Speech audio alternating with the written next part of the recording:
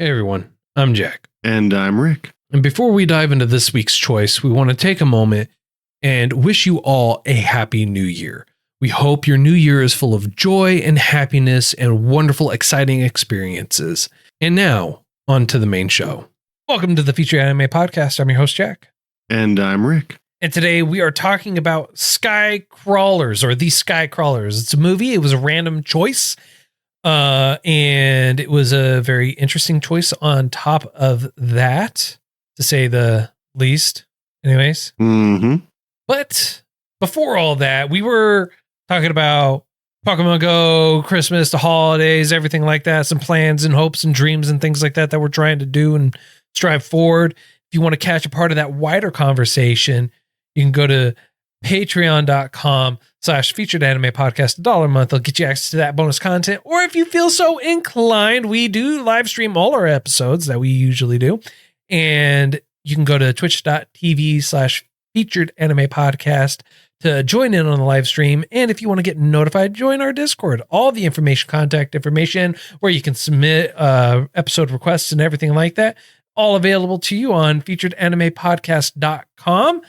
And if you also want to help support us, help us grow through other means, you can always give a donation. You can buy stuff at shop.featuredanimepodcast.com, or you can even use our affiliate link with coupon code Featured Anime for Tokyo Treat and get yourself some nice, tasty snacks. It'll help us grow, and you get some good stuff with that too. And not only that, you get $5 off your first box when you use coupon code Featured Anime with our link. And now onto the meat and potatoes. The movie The Sky Crawlers came out in August 2008. Couple producers for it are Bandai Visual, Nippon Television, Hiroshima Television, just to name a couple. Studio for it is Production IG. It's based off of a novel. The genres for it are action, drama, and sci-fi. And it runs for just over 2 hours, roughly, kind of. Yeah, 2 hours, 1 minute Ish. If you, I was gonna say, if you include the we're not worried about the exact time frame. Never are. If that were the case, I'd be breaking it down to the millisecond. All right. Just know you're investing 2 hours. Yeah. Basically, this movie takes place in an alternative timeline that basically kind of achieved peace in a different way. However, the scientific advancements for it, or medical advancements for this world, are vastly different from our own, in the sense that it feels like it should be more so modern times, but at the exact same time, it doesn't feel like it's modern times for it because of the style of planes that they're using, even though it looks like they do have computers. Well, yeah. To put it basically. But basically you have our main character, Yomiuri, who transfers into the area 262 to do a job. And it's just a couple of fighters that are basically contracted for these private military forces or whatever it is, to go around and protect certain areas and group in certain spots. And you have people that are basically opposing them and fighting them in a seemingly never ending aerial combat war. I mean, that's fairly accurate. Everything seems to, for lack of a better way to put it, be placed on repeat. One thing that kind of strikes you as a bit odd is our main character has, I'd say, a rather extreme case of deja vu a little bit too often for comfort. And you suspect a lot of things that don't really make sense for the way the story is being told. I mean, I'll start off by saying I wasn't a huge fan of the art style.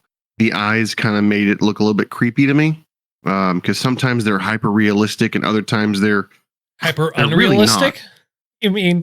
Well, you mean to tell me you didn't find their weird, creepy eyes? Well, no, I didn't. They were difficult to look at. I'm not going to lie, but the way that it was kind of sort of explained away is these pilots aren't adults, even though they drink, they have sex, they smoke. They're not considered adult for some everyone calls them odd reason. Calls them kids, or they say, "Yeah, I am a kid." But what they do is they're called children, and that's a phrase that's thrown out relatively early in the movie, and you're not given any context of it, and you're not given context as to the peculiar reactions of the people that are around them, as well as the reactions for how people are perceiving them, right? It's like, oh, you're a kid. It's like, okay, well, that's a weird thing for someone to just say. Yeah. Like it just, I understand what I feel like I understand. That's probably a better way to say it.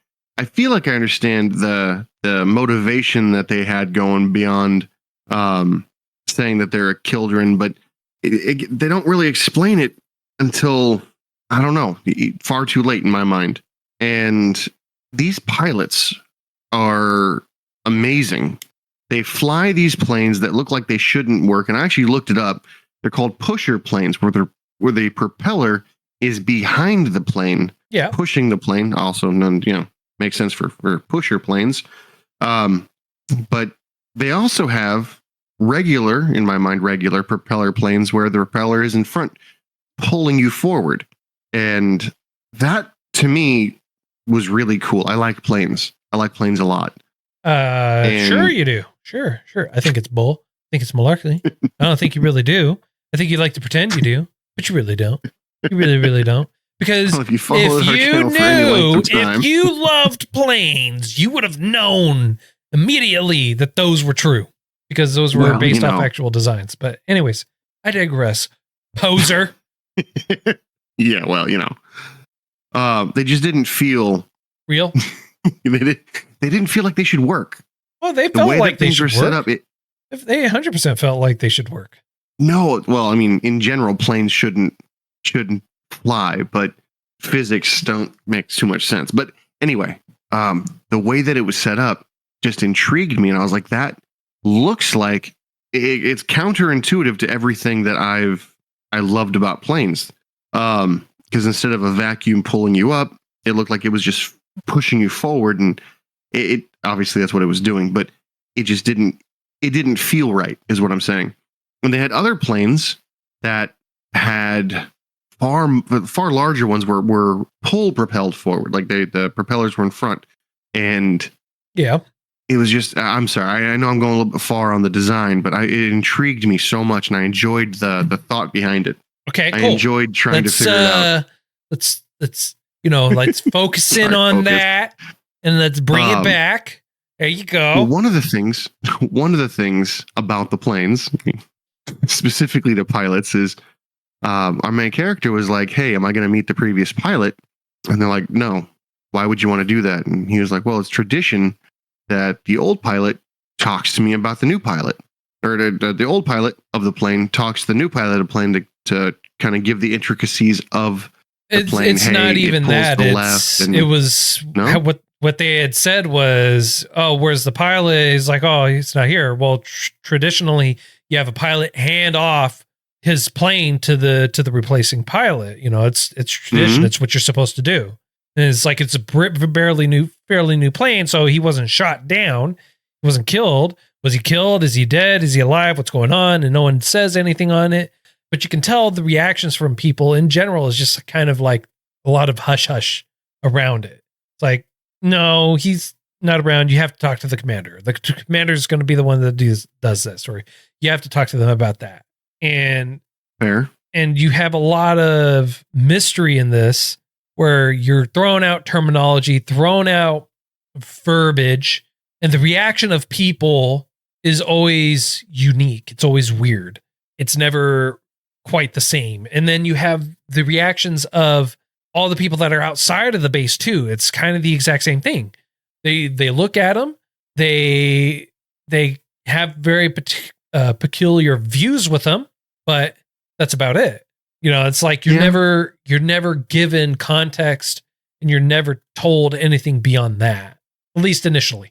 Yeah, I was gonna say at least initially. You're right. And the way I'm gonna jump back a little bit to jump forward. The way they started the movie, the pilot was gruesomely shot down by this plane that had was it a Black Panther? Yeah, had a panther on it. They called him Teacher, and it's they called him Teacher. So here, I know what you're talking about, right? The beginning. Yeah. What I think is interesting is like you're only told bits and pieces. You're never shown who they are. You're never given anything beyond what's told there. Mm-hmm. But also at the exact same time, I don't think that the beginning, I think like it's going to be hard for me to articulate. So go ahead and go. I'll think about how to properly phrase it. Okay. So the way that the movie started was a dogfight. And I thought it was very, I guess warlike would be a good way to put it, but unsportsmanlike in my opinion. The pilot was ejected and the teacher blew the pilot apart mid-air. The pilot was ejected. I don't know what you're supposed to do, what etiquette would be, but I didn't think destroying the pilot to that extent was part of it. I thought once you ejected, you basically surrendered that part of it and you're good to go. But again, war doesn't always play, almost never plays fair. And that opener, I was like, wow, this is going to be a gruesome film. And it wasn't. Yeah. And it was very abstract. Okay. Yeah. To be fair, I mean, like totally, even in warfares, like if someone's ejecting, you're not going to want them to basically regroup because that's just one extra guy you're going to have to deal with. So you either have to plan on someone capturing them or just be that crack shot of an individual to be able to hit them. And I think that's more so what it was. It's not that, and I have no idea. I'm speaking totally from ignorance, my own personal views. All right. I just want to put that out there right now. I'm speaking from ignorance and personal views. Okay. I am too. So that I don't think you're going to focus in the middle of a dogfight. You're going to focus on a guy that's ejected. You're going to not waste ammunition and fuel to try and hit a guy that's ejected. It's not necessarily a matter of like, oh, he ejected, that's it. It's a matter of I can't waste precious ammo and fuel on trying to hit this one guy. You know, you have a point. But again, speaking from ignorance and personal view, that's what I think. Okay. I cannot stress that enough. I cannot stress that enough. It is speaking from ignorance and personal view. Whether or not it's true is another story entirely. Yeah. No, what you say makes sense. At least to me. And again, right there with you as far as ignorance goes. But the way that the animation focused on that, I was like, oh, this is going to be a grimy, not necessarily in the way it was, but like gritty, grimy animation. And then that was like one of the only times we see that kind of brutality. Everything else was kind of abstract, and they more focused on the interactions between the main character and everybody else, seeming to have far more intimate knowledge of this pilot than he thinks. I don't know if he thinks, but then it appears he thinks that they should, because he's obviously meeting them for the first time. And everyone's like, hey, you're going to love this. And he seems just outside the norm enough that you're like, how do you know that he'd like this? Because he's weird. He doesn't do hardly anything the way you would expect someone to do it. And, oh, you're going to love this meat pie. And yeah, it's actually pretty good. All right, cool. Nobody really seems to change. Specifically, they go to this diner for a meat pie. And apparently the meat pie was really good, but there's this guy sitting outside every time you see this the diner. Yeah. The diner. So, well, again, you know, I mean, like it just really goes to the fact that, again, it's like everyone, there's this sense of familiarity and they're throwing out particular terms and you can't help but wonder that there's something deeper or more going on than what's actually led to it. Right. Well, yes and no. The reason I bring up the diner is they feel like actors, because inside it's almost every time he goes inside, the same three people are at one table talking to each other with almost the exact same expressions. the diner, the guy who runs it is doing the same stuff. He gets the same meal, and it's off. Oh yeah, And the one 100%, right? But you also have to kind of keep in mind too, like as it goes on, right? It starts to make sense, right? Like they just know, like when he walks in there, when they walk in there, this is kind of the norm. Like this is what's always going to end up happening. He falls into a routine. And they always fall into a routine. And to kind of help elaborate on it a little bit more. I mean, like it's not like these questions aren't ever answered. Like they are answered, and you get more answers as it goes on. But the more answers you get, the more you're just kind of like, what? Yeah, I mean, not the very end, but you start. It's a 2-hour thing, and I had to check because it kind of drug for me a little bit. A little bit? Drug a lot. It drug a lot for me. So I'm trying to be nice and generous. It drug a lot. So I forgot I actually had seen this movie once before. And it's like, typically I'll start a movie, I'll finish it, I'll watch it all the way through. For this, the exact same thing. It's like, I watched this before. I'm pretty sure I know what ends up happening. And everything that ended up happening was like, yep, nope, 100%. Remember it all that way. Yep. Nothing changed. There were they definitely gave it a very splashy, pardon the terminology, very splashy opening. Very, very, full of flashes and splashes. It made you really go, oh man, I really want to watch this. And then, I mean, like, I could get over the poor CGI. I could get over the poor graphics, the poor artwork and everything like that. But it's like, if it has a great story. This, honestly, in my opinion, had neither. Didn't have a great story. Left, it threw everything out there, kept trying to, like, entice you to watch more, giving you little nuggets of information or things that you could try and follow, try and figure out. Then at the exact same time, you're given like no real answers. And one of the things is, and if you watched it subbed like I did, they're talking in Japanese on the ground, but when they're in the planes, they're speaking in English. It's like, why are you speaking in English while you're flying versus on the ground? It's like, what is the purpose of you doing that, right? If people are going to be listening to you and you speaking in English, in case you couldn't understand, like you're part of the European Union or whatever it is, and they're flying and speaking in English, but you're fighting against people that speak English. Yeah. So I watched it subbed, and then when they got to the English speaking part, I was like, oh. And so I looked for it dubbed. So I only watched half of it in subbed, and it's not any better. No, it's not.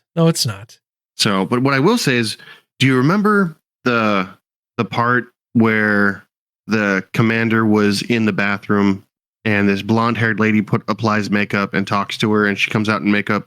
Yeah. With lipstick on. Now, in the English, in the dubbed, she started speaking gibberish. Did that happen in the sub too? No. So I have no idea what the blonde-haired woman had said, because it was garbled, and I imagine it was meant to indicate a different language, and she understands a different language to give intrigue. I don't know why they did that, because in the subs it wasn't gibberish. It's like basically the blonde girl in the bathroom is like, you got a problem with me? What are you staring at? It's like, really? Yeah. Like, what are you staring at? It's like, I'm sorry, you come right next to me. You're putting your makeup on. Yeah, I'm going to stare at you in the mirror. It's like, punk? Oh God. So here's the difference. Okay. When you're watching the English dub and she goes, literally word for word, and the chick comes out wearing lipstick, you're like, oh, in a foreign language, she asks, would you like some? That makes sense. In the subbed version, it's not even that. It's more confrontational than anything else. In the English, now you lead me to believe she kicked her ass, took the lipstick, and walked out. Yep, 100%. Oh God! Oh no! Yes, that's funnier. That's way funnier than I thought. Yes.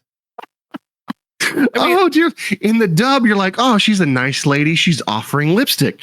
In the sub version, she's not a nice lady. I took her lipstick. Oh no!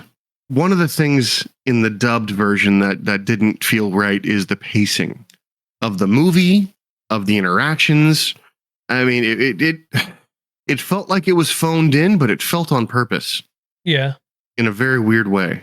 So, like, obviously, I hope it was not on purpose, because you don't want to make a bad movie. No, it's not. I mean, hang on, unless you're watching Sin, unless you're making Sin, then yes, Sin, you want to make. Sin was great. 10 out of 10, amazingly bad, but so worth the watch. It feels like a cult classic that just everyone was just on site going, "This is gonna suck. We're gonna make it suck," and it eclipsed the suck and came around all the way back to great. Exactly. So unfortunately, this didn't really do that. This went to suck, and it stayed on. Yeah, it stayed there the whole time. And what's kind of odd to me is that the movie gave you extreme hints. Like, there's this character who's got white hair, who acts kind of peculiar, I guess is a good way to put it. And the odd thing to me is their trademark is folding a piece of paper, and then oddly, once the folded paper is done, put their hands on either side of the paper, turn only their head, and then continue to talk, or begin to talk to the main character. That was the whole thing, that you're like, they don't know what to do with their hands. They don't know what hands do after you're done using them. And everyone has their quirk, right? Everyone has their thing. And that theirs is the only one that kind of sticks out. We don't know anyone else's that sticks out, right? We don't see any particular quirks or anything like that. We just see theirs. I will say though, that there has to be something that everyone has a particular quirk of, right? Well, I think our main character's is the way he lights a cigarette. True. Yeah, his could be the way he lights a cigarette. And so being a former smoker, everything like that, they are always smoking in here, and they always waste. They take like 2 or 3 puffs, and then they'll throw it away. They'll take one out, light it, and throw it away. Always waste. That's your big. They don't finish the cig. They don't save it for later. They nothing, man, dude. Bro, oh my gosh, especially the. Yeah. Anyways, it's like that's something that personally drew me up a wall as a former smoker. You know, that's something that drove me up a wall. It's like, why would you do that? Why would you waste your time to pull it out, light it, and then throw it down? Like, what's the purpose of that, right? It's like they had the cigarettes in there to basically kind of go pizzazz, or like, hey, here's a filler. This is meant to make them look cool or adult. And it's like, no. Or humanize them. Yeah, no. That drove me up a wall, honestly. But I don't know. There was a lot of things in here. There was a lot in here that kind of drove me up a wall. A lot of it kind of made me go, what the hell? At the exact same time, you know? Mm-hmm. Well, one of the only characters that I appreciated for no other purpose than that drove the story forward in the most awkward way possible was the female ace. I forget what her name is, but she seemed like the only person who wasn't afraid to, for lack of a better word, spill the beans in the most obvious, I'm in your face, I'm going to throw it at you way possible. Right. And frustrating thing to me is I couldn't figure out why these people called themselves kids or children for the life of me. Yeah, the children call themselves kids. We're not adults. And that was the biggest thing about the pilot in the Panther. The pilot in the Panther, they referred to as the teacher. Or as the only adult pilot. The only adult pilot. That's the other thing, right? It's like we're never given much information beyond that. It's like there's not much known about him. He used to work for the company that we're with right now, and that's about it. And he's an adult. That's all we know, right? That's all we know. Yeah.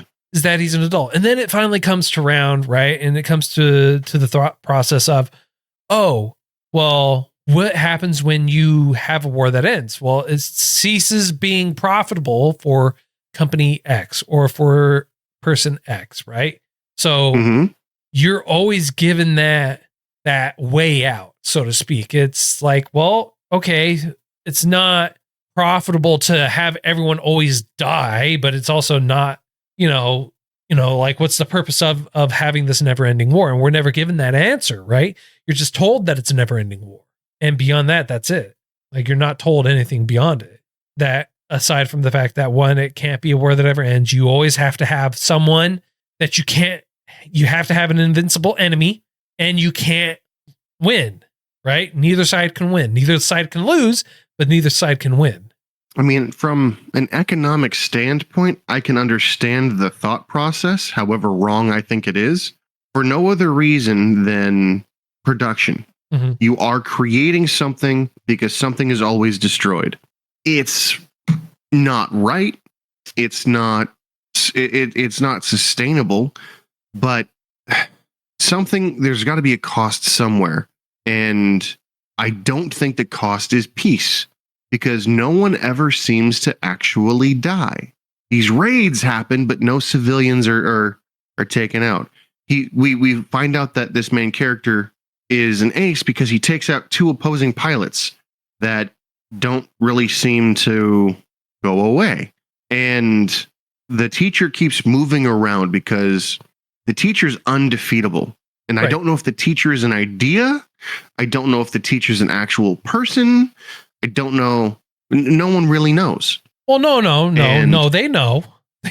It's not that they're an idea. They know that it's a person. They just don't know beyond that. And they only know him from his iconic insignia fighter with the Jaguar on it. He's the only one that flies that. And he moves where they want him to move, right? So if they're over there, he's going to be there. And so they even make the comment, they feel like the only reason why that he is in their theater, in their area now, is because they've been winning too much. Yeah. I mean, okay. So they don't, it's not that they don't know. They just don't know why he's there, and they only have their speculation based on that. Well, okay, I got a question as far as that's concerned then. The teacher is somebody who defected from their side, right? Supposedly. And they only have these children on their side, right? Supposedly. So is the teacher a children? Unknown. All we know is that he is told that he's an adult. Yeah, you never see him or anything like that, so. Yep. That's all you're told. With the exception of the one thing at the very, very end. We'll save that for the post show. Okay, no worries. It's frustrating because it's a slow moving movie. I don't think it needed to be 2 hours long. There's lots of dead time.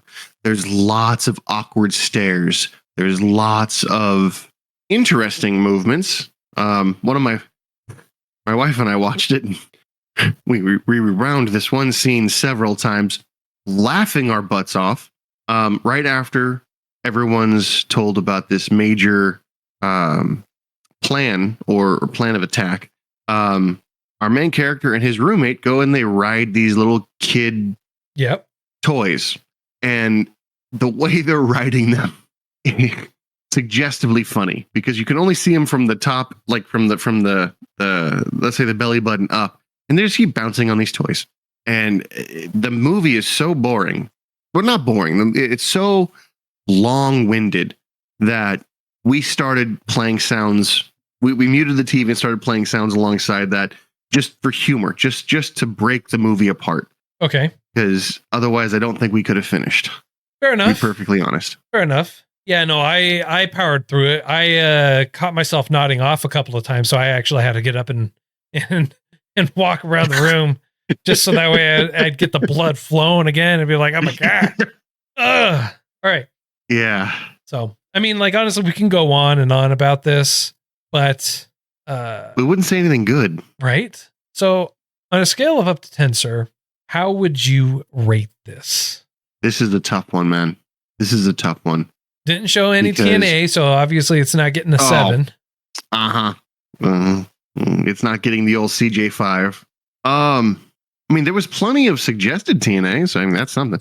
No, I don't hand this out lightly, because just as much as a 10 doesn't happen as often as a 10 shouldn't happen as often as a 0. A 1 should not happen as often as a 9, because it's you almost have to hurt or want it to be bad somehow for it to be this bad. And I'm gonna have to give it a 1. It's not something that I'd want to watch again. The animation style, aside from maybe 3 times, was not to my liking. The story was so convoluted, and it just wasn't. If they paced it better, if they had better dialogue, if they had more believable characters, it'd get higher. But it's something that I did not enjoy. It's something that I would not like to watch again. It's something I would probably actively tell people not to watch. So for those reasons, unfortunately, I'm gonna have to give it a 1. Okay. I take no joy in that. All right, for me, I give it a 2. I give it a 2 because it did have some potential. It left me with hell of a lot of questions and everything like that at the end. I feel like maybe the book that it's based off of will go into more detail, but I kind of doubt that. I feel like I'll be kind of let down in that regard. But for that reason, I'm giving it a 2. The artwork was the CGI was the music when it was there didn't do it justice. And then you're just given question after question after question after question after question with no real answers.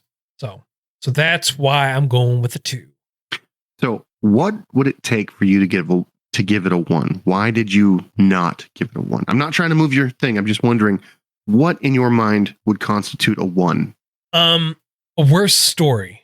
So you think the story had potential? Story had massive potential. The story had great potential.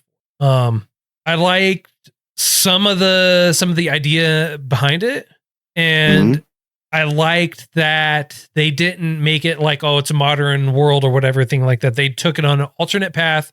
They gave it its own feel. I feel like they shortchanged it, but I feel like it's a borderline 2 for me.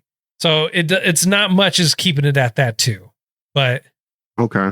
But there's some of the things that pulled it out of the 1 territory into the 2 was some of the answers that I got, some of the dialogue that I got from it, and how everything was kind of approached for it, especially towards the end, kind of pushed it into that 2 territory for me. It was like, okay, that makes sense. Okay, yes, that makes sense. Okay, no, I see that now. All right.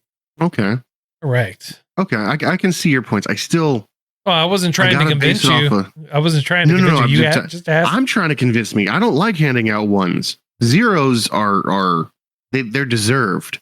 This, it don't feel right. Like I don't like handing out 1s. To be fair, I love handing out there's 9s. Nothing lower than a 1, so you're giving it a 1. Between 1 and 10, you can't give it out a 0, so you're giving it the lowest of the lows. Yeah, I don't want to, because it's very rare to dislike something like this. So yeah, and it's not like I actively dislike this. It's not like I actively hate it. It just was not good. Yeah. Glass Lip, I actively hated. I actively disliked that series. I hated that with every fiber of my being. This, I can't actively hate it because it had such great potential. Glass Lip just aggravated me to no end.